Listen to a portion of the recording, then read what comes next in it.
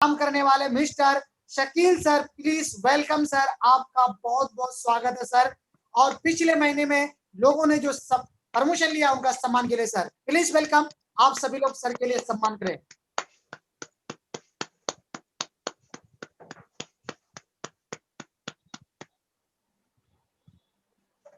Please Shakeel sir.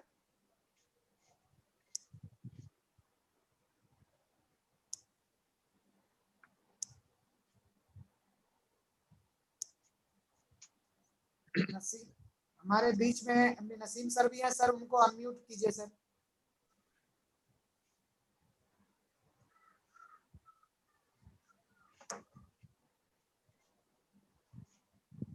Shakeel sir, आपका नाम नहीं मिल रहा है, किस नाम से आप जुड़े हैं?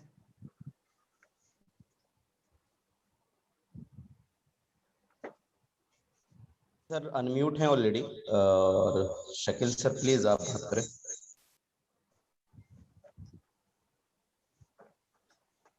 उनको अनम्यूट कर दिए सर।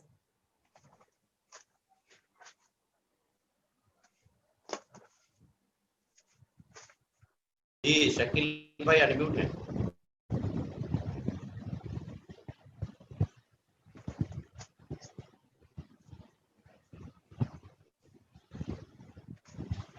कोई बात नहीं, जब तक रमत सर बात कर रहे हैं तो रमत सर से बात। ठीक है सर। तो मैं अभी शकील सर का शायद थोड़ा सा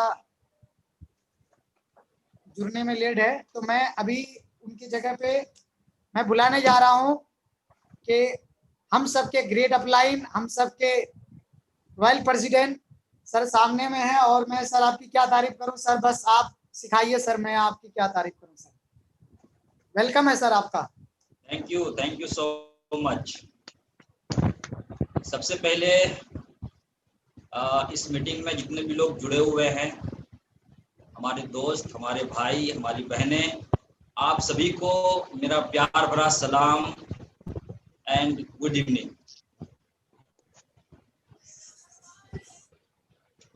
कैसे हैं आप सभी लोग?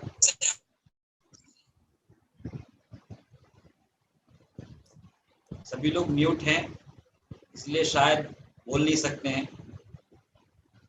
मैं समझता हूं कि जितने भी लोग इस मीटिंग में जुड़े हुए हैं, आप सब लोग बहुत अच्छे होंगे, क्योंकि आपका इस मीटिंग में मौजूद होना ये साबित करता है कि आप बहुत अच्छे हैं। और ज़्यादा और अच्छे होने के लिए, इससे ज़्यादा और अच्छे रहने के लिए आप इस मीटिंग को कंडक्ट कर रहे हैं। आज के इस मीटिंग में आप उपस्थित हैं। तो दोस्तों, अभी तक आप सब लोगों ने अदर सर को सुना, मांगी लाल जी को सुना, और मुझे उम्मीद है कि अभी तक आपने इन दोनों से बहुत कुछ सीखा होगा। तो मैं चाहता हूं कि मैं भी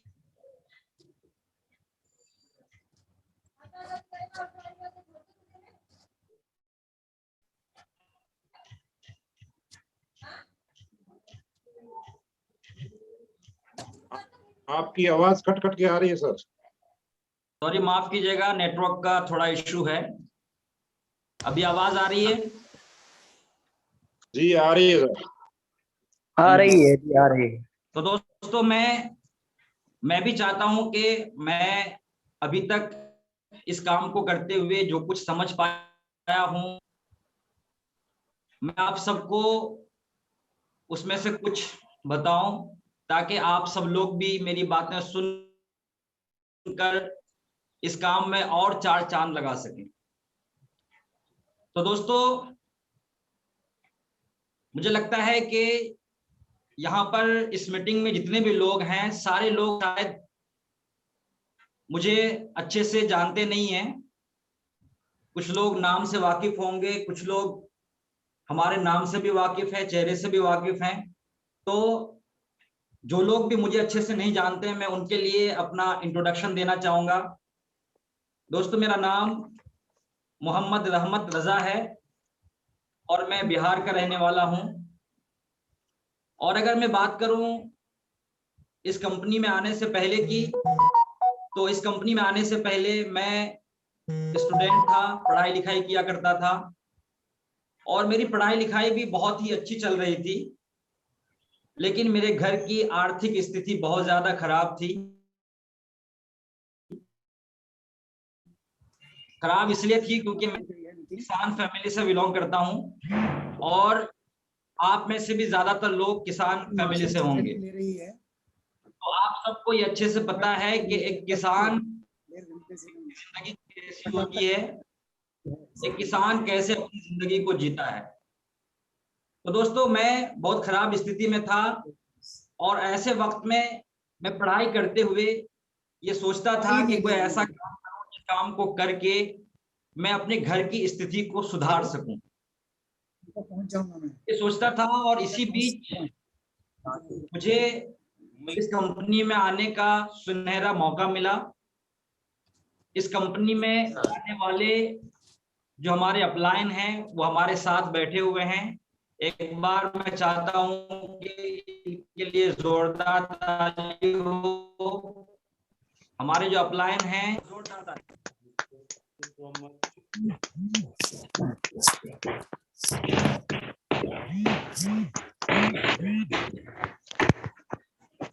आने का और मैंने इस कंपनी में आने के बाद सबसे पहले इस सेमिनार को अटेंड किया। सेमिनार को अटेंड करते ही सब कुछ अच्छे से समझ में नहीं आया। सेमिनार को अटेंड करने के बाद कुछ कुछ बातें समझ में आई और जो बातें बहुत इंपॉर्टेंट थी वही समझ में आई, क्योंकि मैं इस कंपनी में आने से पहले ये सोचता था कि कुछ ऐसा करूं जिससे अच्छा पैसा कमा सकूं, जिससे अपने लाइफ को बेहतर बना सकूं, अपने घर की स्थिति को सुधार सकूं। तो जब मैं इस कंपनी में आया, सेमिनार को अटेंड किया, तो सेमिनार को अटेंड करने के बाद से हमें ये समझ में आया कि इस काम को करके अच्छा खासा पैसा कमाया जा सकता है और वो भी इसलिए कमाया जा सकता है क्योंकि यहाँ पर हमें लेवरेज इनकम करने को मिलता है। लेवरेज इनकम और लीनियर इनकम का जो कॉन्सेप्ट है ये पहले से मुझे क्लियर नहीं था, लेकिन जब मैं इस कंपनी में आया, सेमिनार अटेंड किया, तब मुझे लेवरेज और लीनियर का कॉन्सेप्ट समझ में आया। और पहले दिन जब ये बात समझ में आई तो उसके बाद से मैंने ये सोचा कि मुझे इस काम को हर हाल में करना है। एक तो मुझे लेवरेज और लीनियर का कॉन्सेप्ट समझ में आया, दूसरा हमें ये समझ में आया कि अगर मैं इस काम को करता हूं तो इस काम को करते हुए पैसे तो कमा ही सकता हूं, लेकिन पैसों के साथ साथ मैं समय की आजादी भी पा सकता हूं। उसके अलावा मुझे ये भी समझ में आया कि इस काम को अगर मन से कुछ साल कर लूं तो उसके बाद से मैं अगर इस दुनिया से चला भी जाऊं तब भी हमारा जो काम है वो बंद होने वाला नहीं है, तब भी हमारा जो बेनिफिट है वो हमें जरूर मिलेगा।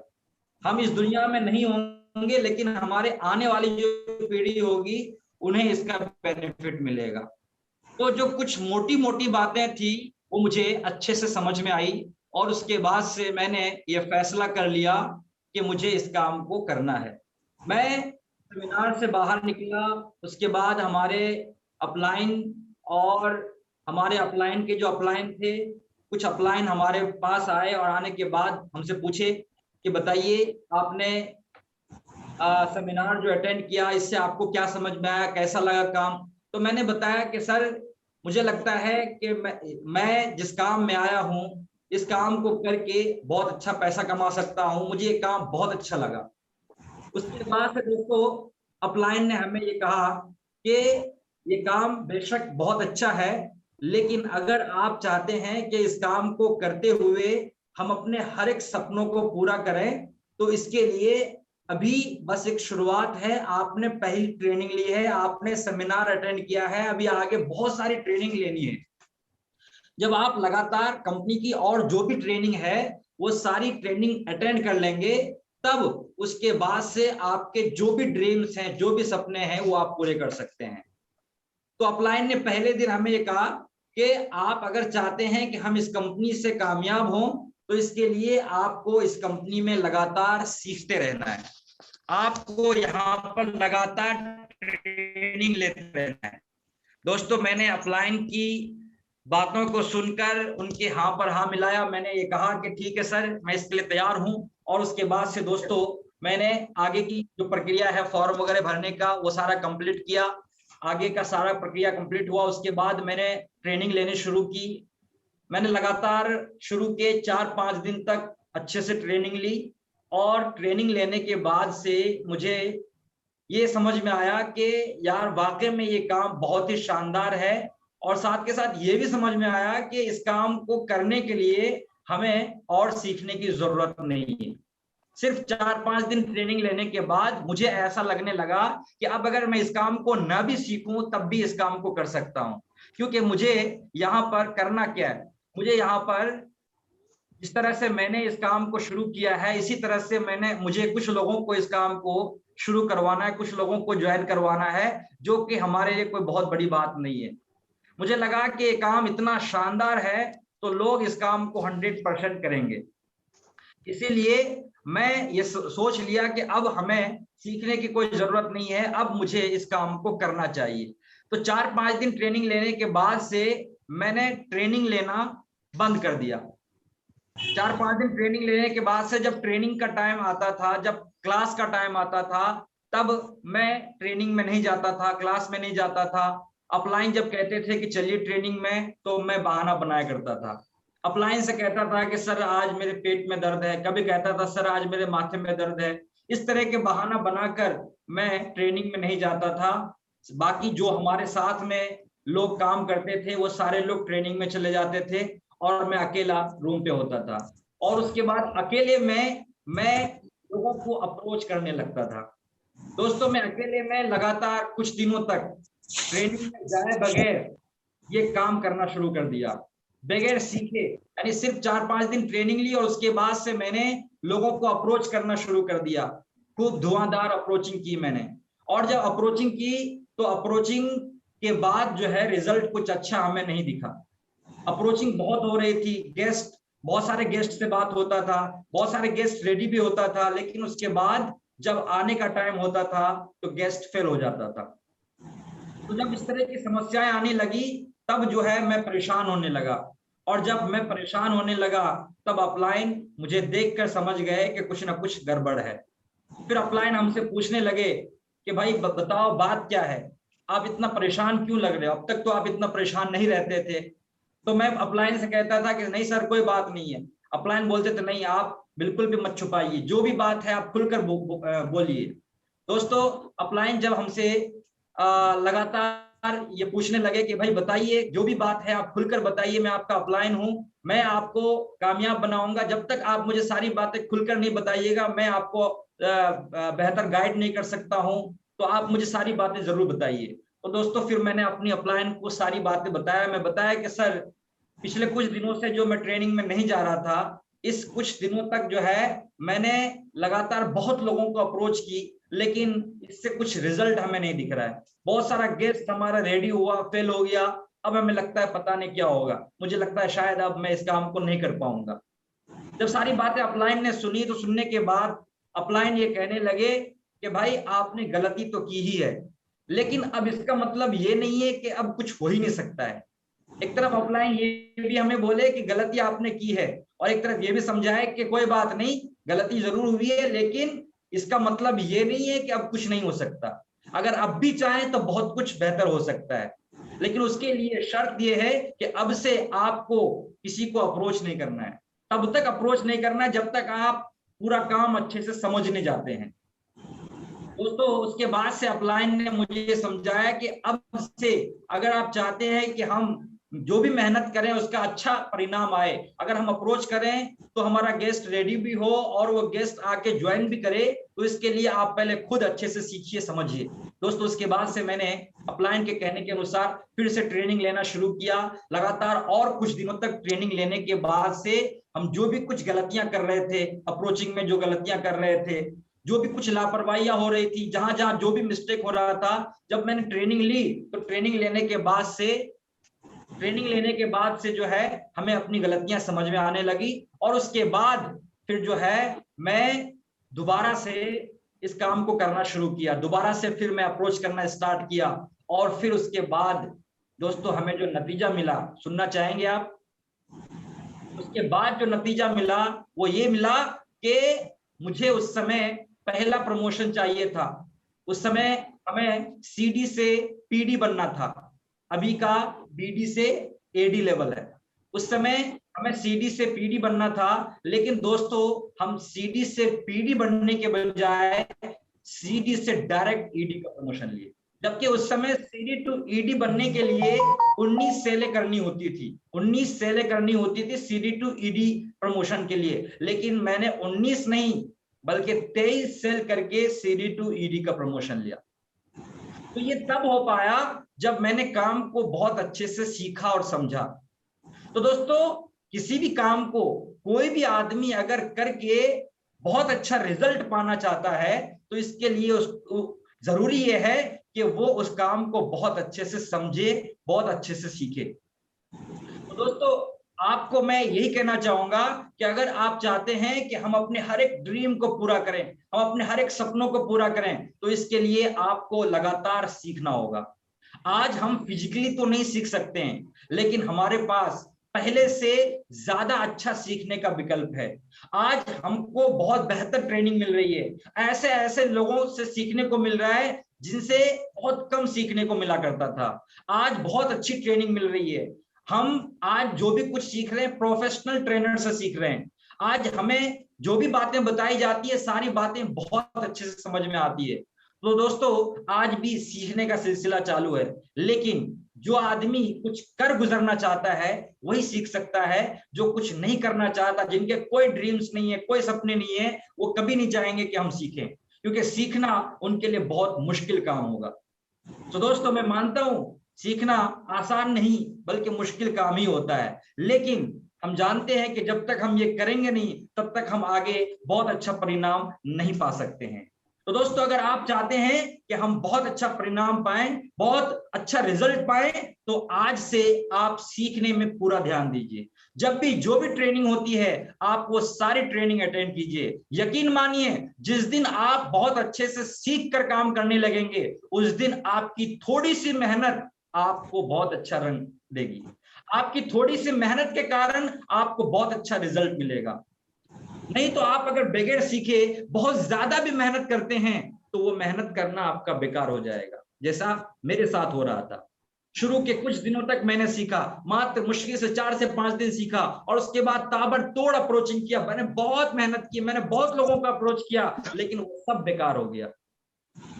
तो दोस्तों अगर हम चाहते हैं कि हमारे सारे ड्रीम्स पूरे हों तो हमें सीखना बहुत जरूरी है, और लगातार सीखना जरूरी है। लगातार जब तक हम अपने सारे सपनों को पूरा नहीं कर लेते तब तक हमको सीखते रहना है, सीखते रहना है, सीखते रहना है। दोस्तों जब आप सीखेंगे तो सीखने के बाद से क्या होगा, आपके अंदर की जो गलतफहमियां हैं वो दूर होगी। आप ये समझ पाएंगे कि हम जिस काम में हैं वो काम हमारे लिए क्यों बेहतर, कैसे बेहतर है। आप ये समझ पाएंगे कि हम इस काम को करके हम क्या हासिल कर सकते हैं। तो दोस्तों अगर आप चाहते हैं कि आपके सारे सपने पूरे हों, आप चाहते हैं कि आप जो भी मकसद लेकर इस बिजनेस में आए हैं आपके वो मकसद पूरे हों, तो इसके लिए आज से लगातार बगैर अपलाइन के कहे आप सीखना शुरू कीजिए। जब भी जो भी ट्रेनिंग होती है आप उस ट्रेनिंग का हिस्सा बनिए। मैं ये मानता हूं कि आज आप में जितने भी लोग हैं सारे लोग अपने अपने घरों में होंगे, अपने अपने कामों में होंगे, इसके कारण आप ज्यादा टाइम नहीं निकाल पाते होंगे। लेकिन कोई बात नहीं, अगर आप ज्यादा टाइम नहीं निकाल पाते तो अपना कुछ टाइम जरूर निकालिए, ताकि उस थोड़े से टाइम निकालने की वजह से आप भविष्य के लखपति और करोड़पति बन सकें। तो दोस्तों इसी तरह से हमारी शुरुआत हुई। पहला प्रमोशन मैंने डायरेक्ट सीडी टू ईडी का लिया, और उसके बाद ईडी बनने के बाद भी कुछ गलतियां मैं करने लगा। जब ईडी का प्रमोशन हुआ तब मुझे ऐसा लगा कि यार मैंने बहुत बड़ी तीर मार ली। उसके बाद से ईडी बनने के बाद से मुझे लगा कि अब तो हमारी लगभग 23 लोगों की टीम बन गई है, अब तो हमको कुछ करने की जरूरत ही नहीं है। अब ये 23 लोग काम करेंगे और मेरा अपने आप प्रमोशन होने लगेगा। ये 23 लोग काम करेंगे और मेरा इंसेंटिव बनेगा। दोस्तों ये सोचकर मैं फिर से लापरवाही करने लगा, फिर से मैं टीम में नहीं ध्यान देने लगा, सीखना बंद कर दिया। और इस वजह से हमें इस लेवल पर ईडी बनने के बाद ईडी लेवल पर लगातार 4 महीने बिताना पड़ा। 4 महीना हमारा ईडी लेवल पे निकल गया और उसके बाद जब 4 महीना निकला तब फिर मुझे परेशानी होने लगी, तब मैं फिर परेशान होने लगा। फिर अपलाइन हमको बिठाए और समझाए, बोले कि अगर आप चाहते हैं कि इससे आगे का भी प्रमोशन हो तो आप ये गलतियां कर रहे हैं, आपको ये गलती नहीं करनी है, आपको ये लापरवाही नहीं करनी है। अब से आप फिर से बढ़िया से लगिए और काम कीजिए, यकीन मानिए आगे का प्रमोशन हो जाएगा, आप लगातार सारा प्रमोशन ले पाएंगे।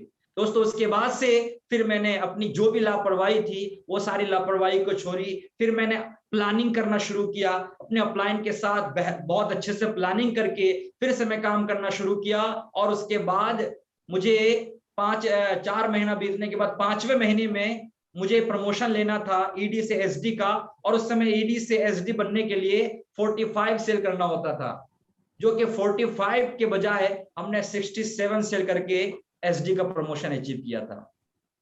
तो ये तब पॉसिबल हुआ जब मैंने लापरवाही छोड़ी, जब मैंने लोगों पर ध्यान देना शुरू किया, जब मैंने सही दिशा पे काम करना शुरू किया। जब तक मैं सही दिशा में काम नहीं कर रहा था, जब तक मैं सही तरीके से मेहनत नहीं कर रहा था, तब तक मेहनत करने के बावजूद भी रिजल्ट अच्छा नहीं आ रहा था।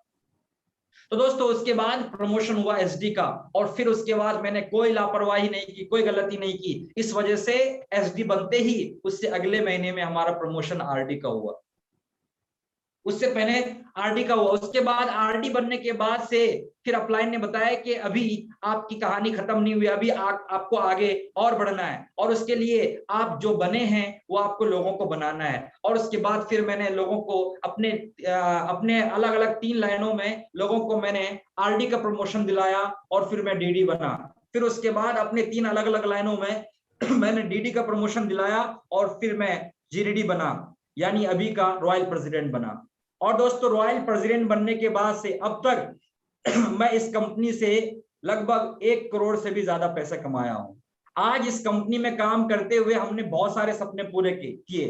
सबसे पहला सपना हमारा था गाड़ी लेने का, यानी पहले का जो समय था वो ऐसा था कि उस समय साइकिल तक नहीं थी, लेकिन उसके बाद मैं साइकिल भी लिया, 2-2, 3-3 मोटरसाइकिल भी लिया। उसके बाद पहली गाड़ी हमने खरीदी 4 wheeler Tata Tiago, Tata Tiago XZ। उसके बाद फिर मैंने स्कॉर्पियो खरीदा।